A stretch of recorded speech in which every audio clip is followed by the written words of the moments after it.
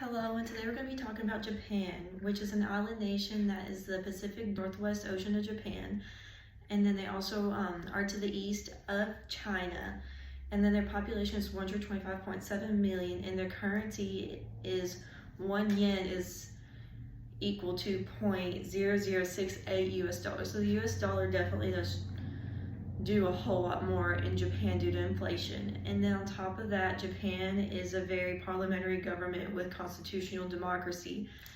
And then they're also a very collectivist society and is very family oriented. And on top of that, Japan is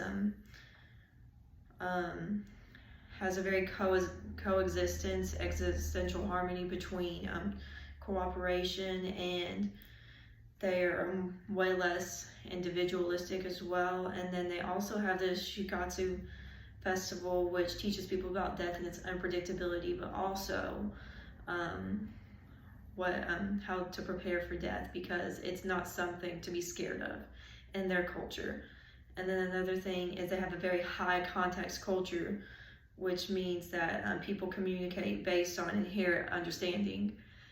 And then another thing is the Japanese prefer modesty and humility, and they convey messages in that way.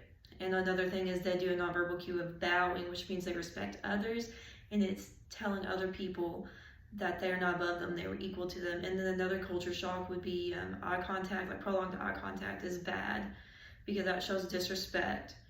And then another thing, like a big culture shock, is in Japan, they tip. Like, they don't tip at all. You're not allowed to tip because that shows that you're telling the owners that they don't pay their employees enough, actually. Whereas in America, we have a big tipping culture, and that means that the person's doing a good job. And then another thing is that America has a very individualistic culture. So if I were to come to Japan, I at least know to be more obedient and show respect to others is definitely a way I would do with Japan.